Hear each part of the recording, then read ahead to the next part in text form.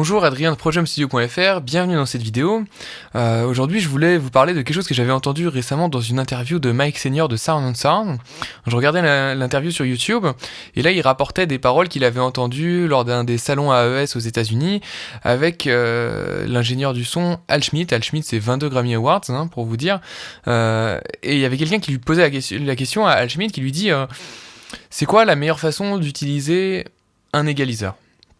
Et là, Al Schmitt, il répond, il dit « on n'en utilise pas ».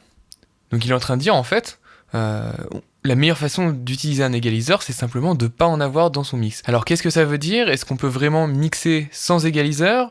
La réponse dans cette vidéo.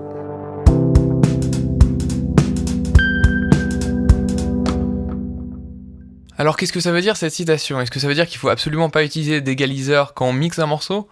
Probablement pas, mais par contre, ça veut dire qu'il faut avoir des enregistrements qui nécessitent le moins possible d'égalisation.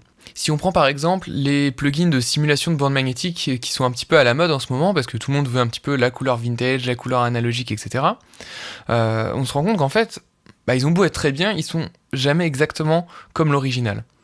Ils sont jamais exactement comme si vous aviez enregistré un morceau sur une bande magnétique avec les petits défauts, tout ce qui fait justement le charme de l'analogique. Alors ils sont bien quand même, ça c'est pas le sujet.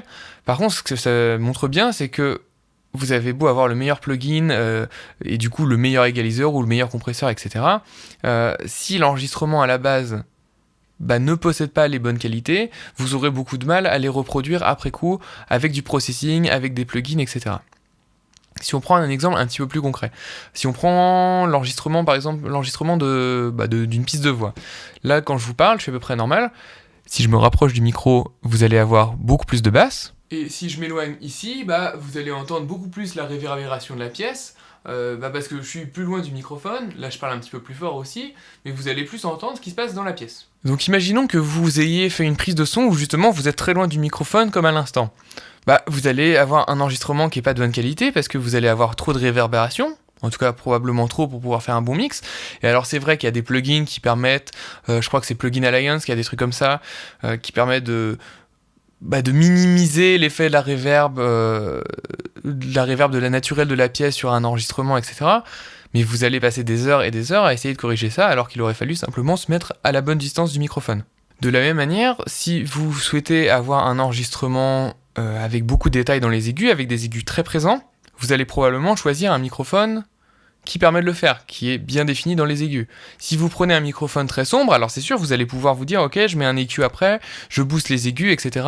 Et peut-être qu'avec un EQ qui a une courbe assez musicale, etc., vous allez pouvoir récupérer une partie des aigus, mais ça aura juste pas de sens de prendre un microphone très sombre pour faire ça.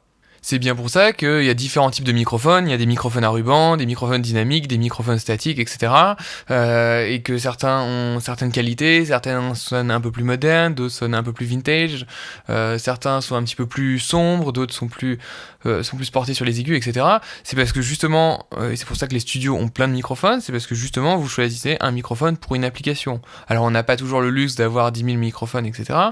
Mais en tout cas, faut essayer de mettre toutes les chances de son côté dès l'enregistrement. Alors du coup, qu'est-ce qu'on déduit un petit peu de cette citation? La première chose, je pense, c'est de se mettre dans le bon état d'esprit, dans le bon mindset quand vous faites un enregistrement, une prise de son.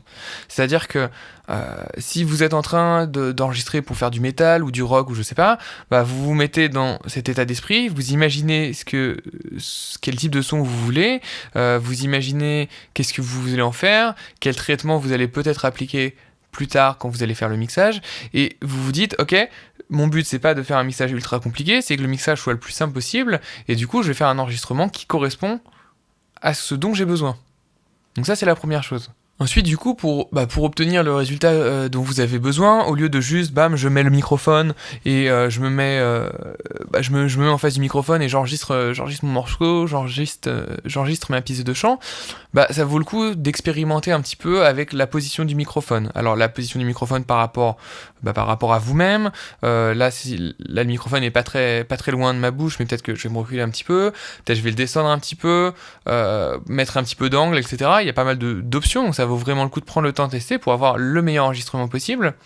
Et puis, une autre idée à laquelle on pense pas souvent, c'est essayer dans la pièce de se déplacer. Surtout si vous êtes dans un home studio où le traitement acoustique de la pièce n'est pas parfait, et encore même avec du traitement acoustique, c'est quand même le cas, c'est que suivant l'endroit où vous êtes dans la pièce ne va pas réagir de la même façon au son. Si vous êtes au milieu de la pièce, c'est là généralement qu'il y a le plus de problèmes de résonance modale, etc. Je sais pas si vous avez vu mon guide sur le traitement acoustique, mais j'en parle un petit peu dans ce guide, je vous mettrai le lien dans la description. Il y a des résonances modales, donc peut-être au milieu de la pièce, c'est pas la meilleure idée. Si vous vous mettez dans un coin, je sais pas, c'est peut-être une bonne idée. Si vous vous mettez plus près du mur ou à mi-chemin, etc., ça vaut le coup d'expérimenter pour avoir différents sons et en se disant, est-ce que quand je suis face à ma porte, entre guillemets, est-ce que le son est meilleur que quand je suis dos à la porte? C'est un petit peu naïf comme phrase, mais en même temps, c'est très vrai. C'est que suivant où vous allez être dans votre pièce, vous aurez pas le même son et vos enregistrements seront plus ou moins bien. Après, la troisième chose, pour moi, que j'ai en tête, c'est de se dire, je vais essayer différents microphones. Alors, comme je disais, tout le monde n'a pas plusieurs microphones. Si vous en avez plusieurs, ça vaut le coup d'essayer. Typiquement, si on prend un SM57 pour enregistrer du chant un peu métal, pour enregistrer une guitare électrique, etc., généralement, ça va très bien passer. Par contre, si vous utilisez un SM57 pour enregistrer de la musique classique, alors, il y a peut-être des cas où ça va aller, peut-être des cas où ce sera très bien, mais généralement, c'est une musique où vous avez besoin de pas mal de détails, vous avez besoin de microphones qui sont quand même très très respectueux du signal d'origine, et du coup, vous allez probablement pas choisir un SM57. Donc, prenez le temps de réfléchir de quel microphone j'ai besoin, et peut-être que si aujourd'hui vous l'avez pas, votre prochain achat, ça ira peut-être dans le sens de la musique que vous voulez produire, justement.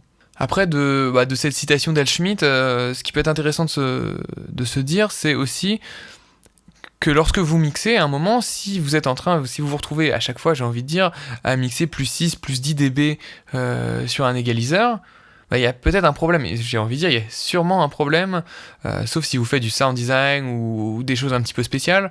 Mais généralement, si vous êtes sur une piste de voix, que vous êtes obligé de faire plus 10 dB sur les basses ou sur les aigus, etc., il y a probablement un problème dans l'enregistrement de base.